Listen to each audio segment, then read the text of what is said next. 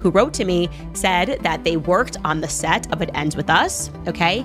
And that the villain in this entire story is not Blake Lively, it's not Justin Baldoni, but it is Ryan Reynolds. And now I look at him and I just go, how did I not see this? This is the backstory. Comes to set, reviews the dailies, the raw footage, whatever that was shot today, reviews the script, and then he goes into his trailer, allegedly.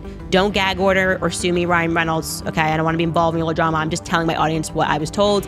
He goes into Blake Lively's trailer and they have an argument. All of the production assistants overheard the argument, okay? Now, what was at the root of that argument? We don't know, but we can assume it had something to do with what he saw in these dailies, what he read in the script. Who even knows what led him to even visit on this day? And the person says that from that day forward, he started involving himself, that he basically became a chaperone for her on set. He was there basically every day, involved in the projects, wanting to rewrite lines, and suddenly Ryan Reynolds was trying to wrangle this project from... I defend Justin Baldoni in this lawsuit with Blake Lively because I think she's horrible and she's made up this whole thing because she tried to steal his movie. But he is the most overly feminized man I've had to endure in recent history. Everything he says is self-flagellating over the fact that he's a man, but he's, to me, is sort of the embodiment of what happens when you totally emasculate a man.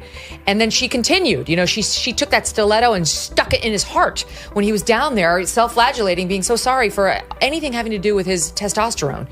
And so that's what happens to you, right? You run into somebody who seems like a witch who will take advantage of you and hurt you until finally even that kind of a guy rises up. Now, he didn't do it himself exactly. He hired a badass named Brian Friedman. And he has badass women like me defending him. Mm-hmm. But slowly but surely, I think the male class is learning, down on the floor, squirming and apologizing.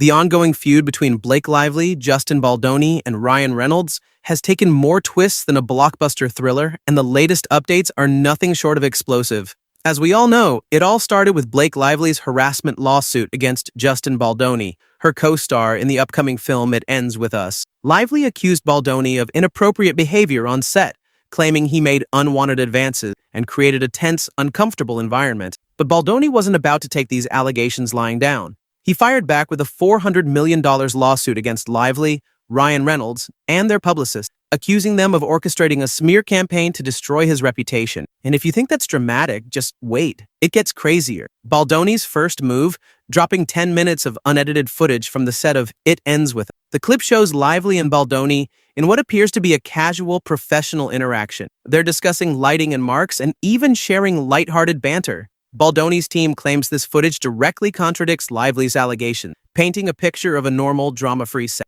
But Lively's legal team isn't backing. They argue that every frame of the video actually supports her claims, insisting that what looks harmless on the surface hides a much darker reality. So who's telling the truth? The answer might lie in the details and the drama behind the scenes. Enter Ryan Reynolds. Yes, the Deadpool star is now at the center of this scandal, and not in a good way. According to an anonymous source, Reynolds wasn't just a supportive husband visiting the set. He was allegedly a major player in the chaos. The source claims Reynolds showed up unannounced, furious about certain aspects of the script, and got into a heated argument with Baldoni. But it didn't stop there. Reynolds reportedly took things a step further, pressuring Baldoni's talent agency, WME, to drop him entirely. If true, this would mark a shocking escalation in the feud, turning it into a high-stakes power struggle. And then there's Candace Owens. The controversial commentator has been vocal about her support for Baldoni, accusing Lively's PR team of manipulating the media to control the narrative. Owens claims internal HR documents are being strategically leaked to gossip outlets like TMZ and the Daily Mail, all in an effort to discredit Baldoni and paint Lively as the victim. But Owens isn't just pointing fingers, she's dropping bombshells. In a series of Instagram stories, she shared explosive allegations from an anonymous source, claiming Reynolds' involvement went far beyond a simple argument. According to Owens, Reynolds' actions were calculated, deliberate, and designed to take Baldoni down. But why would Reynolds go to such lengths? Some speculate it's about protecting his wife's image. Others believe it's about control over the film, the narrative, and even Baldoni's career. Whatever the motive, one thing is clear. This isn't just a personal feud anymore. It's a full-blown PR war with reputations, careers, and millions of dollars on the line. And just when you thought it couldn't get any messier, Taylor Swift's name entered the chat. Baldoni's lawsuit alleges that Lively used Swift's influence to pressure him during production. According to court documents, Swift was present at a meeting where Lively rewrote a scene, and Baldoni claims her presence added an extra layer of pressure. While Swift isn't being sued, her involvement has added another layer of intrigue to an already complicated story. After all, when Taylor Swift is part of the drama, you know it's serious. But let's rewind for a second. What exactly sparked this feud in the first place? According to Lively's lawsuit, it all started with a slow dance scene. She claims Baldoni leaned in too close, making her feel uncomfortable, and engaged in behavior she describes as unwanted. Baldoni, however, denies these allegations, insisting the interaction was purely professional. To prove his point, he released raw footage of this, showing the two actors in what appears to be a harmless, unscripted moment. But as with everything in this scandal, nothing is as simple as it seems. Lively's legal team argues that the footage actually supports her claim, pointing to subtle cues and body language that suggest discomfort. Baldoni's team, on the other hand, insists the video exonerates him, showing a collaborative and respectful working relationship. So who's right?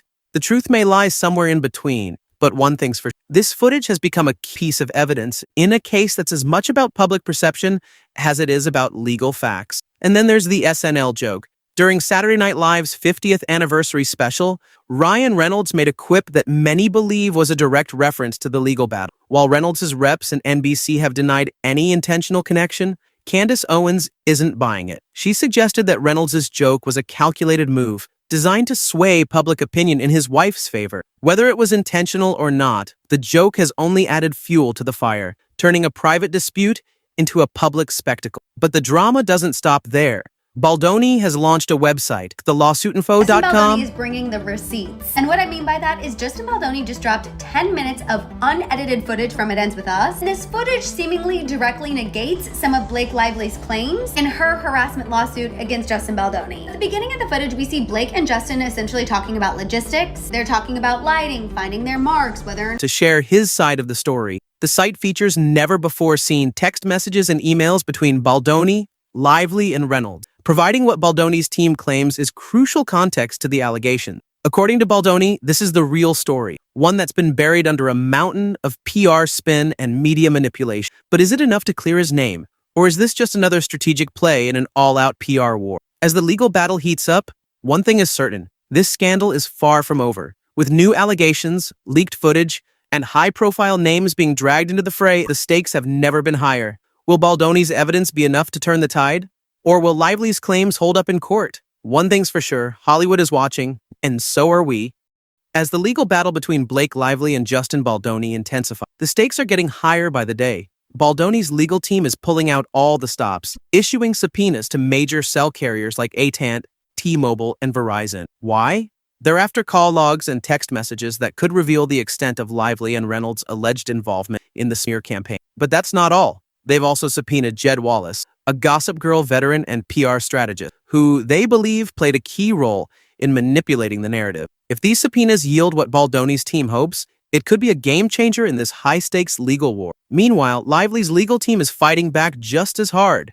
They've accused Baldoni of trying to weaponize the discovery process, claiming his requests for blanket call logs are nothing more than an attempt to dig up dirt and smear Lively's reputation. It's a classic case of he said, she said, but with millions of dollars and careers on the line, neither side is backing down. And as the legal teams trade blows, the public is left wondering who's really telling the truth. But let's not forget the human element in all. Behind the lawsuits, the PR wars, and the leaked footage, there are real people with real emotion. Baldoni has been vocal about the toll this scandal has taken on him, both personally and professionally. In a recent interview, he opened up about feeling targeted and vilified by the media, claiming the allegations have damaged his reputation and career. On the other hand, Lively has remained relatively quiet, letting her legal team, but sources close to her say she's determined to see this through, no matter the cost. And then there's Ryan Reynolds. The usually charismatic and quick-witted actor has found himself in uncharted territory. While he's no stranger to controversy, being at the center of a legal battle is a different story. Reynolds has always been known for his sharp sense of humor, but this time, his jokes might have landed him in hot water. The SNL quip that many believe referenced the lawsuit has only added to the speculation that he's deeply involved in the feud. Whether he intended it or not, the joke has become a talking point in the...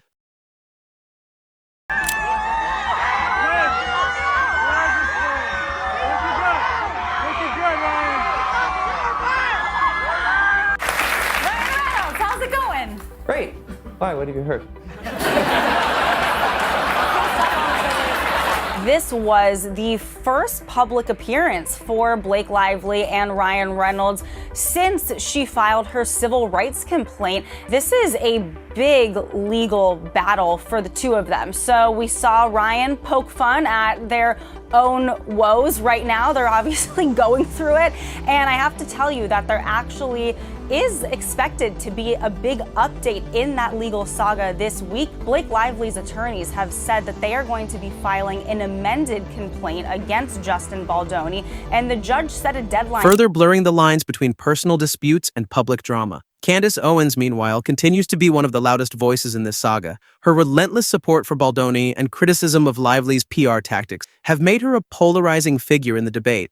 Owens has accused Lively's team of using Hollywood's PR machine to manipulate public opinion, claiming the entire lawsuit is a calculated move to destroy Baldoni's. But not everyone agrees with her take. Some argue that Owens is using the scandal to push her own agenda, turning a private legal battle into a public spectacle. Whatever her motives, there's no denying that her involvement has added another layer of complexity to an already messy situation. As the legal battle heads to court, the question on everyone's mind is, what happens next? Will Baldoni's evidence be enough to clear his name and win the lawsuit?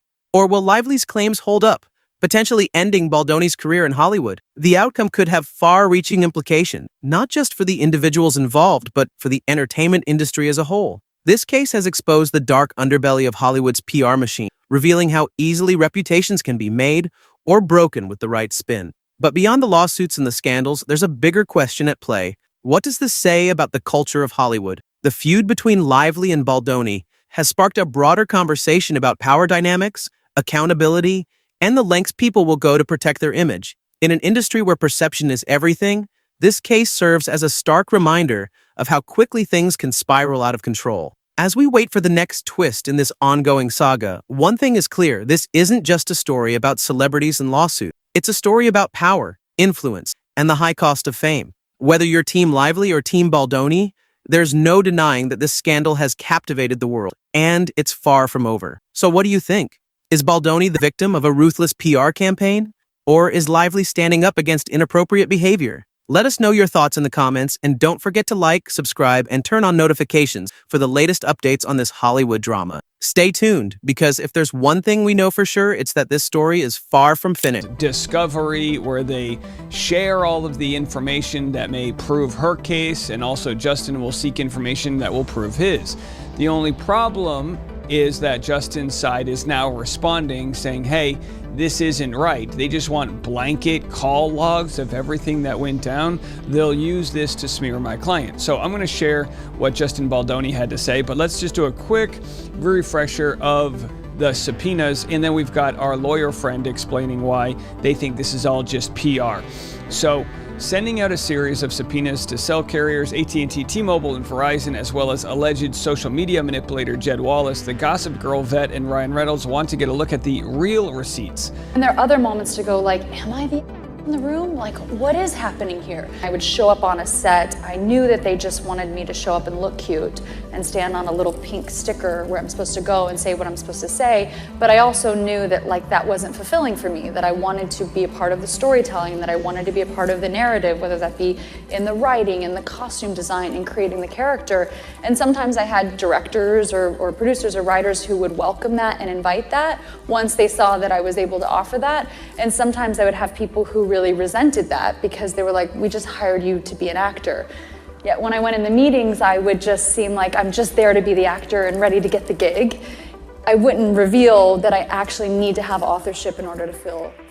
It's called Discovery, where they share all of the information that may prove her case, and also Justin will seek information that will prove his. The only problem is that Justin's side is now responding, saying, hey, this isn't right. They just want blanket call logs of everything that went down. They'll use this to smear my client. So I'm going to share what Justin Baldoni had to say, but let's just do a quick refresher of the subpoenas, and then we've got our lawyer friend explaining why they think this is all just PR. So, sending out a series of subpoenas to cell carriers, AT&T, T-Mobile, and Verizon, as well as alleged social media manipulator Jed Wallace, the Gossip Girl vet, and Ryan Reynolds want to get a